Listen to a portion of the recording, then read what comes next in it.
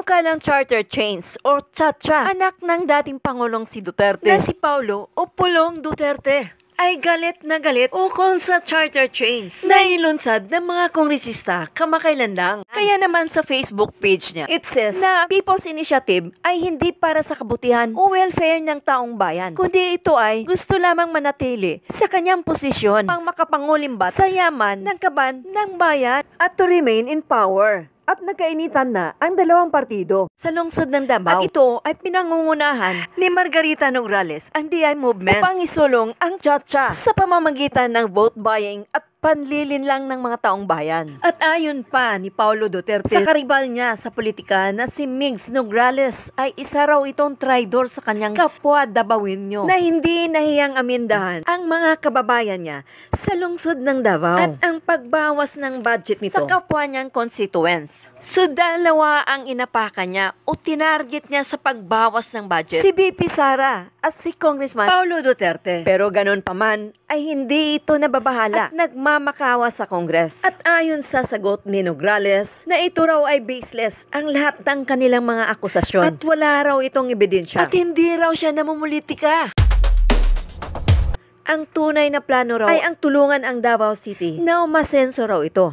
At ayon pa sa mga supporters ng Ritokada, ay panahon na raw na palitan ang pamamahala ng lungsod ng mga Duterte dahil hindi na raw ito maganda ang pamamalakad nito. Wow ha! Kung kailan gumanda ang lungsod ng Davao ay tsaka mo sabihin na hindi maganda ang pamamalakad nila. Napakalinis ng Davao at drug-free.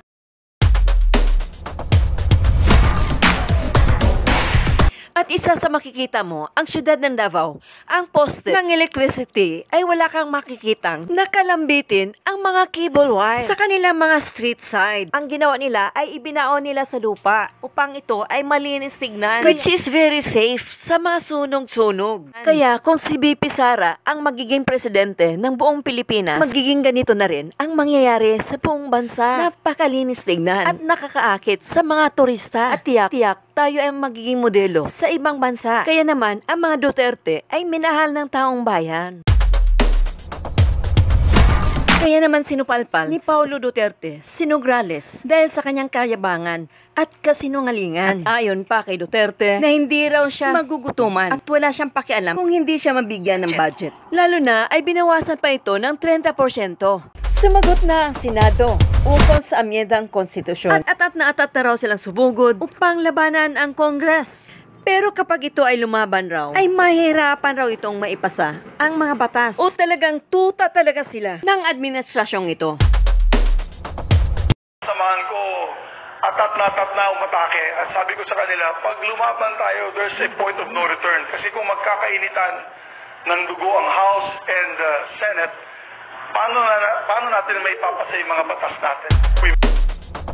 So ang ibig sabihin nito, hahayaan na lang nila ang Kongres na magpasya sa lahat ng gusto nila at ipasunod o ipagawa sa taong bayan kahit ito ay labag na sa karapatan.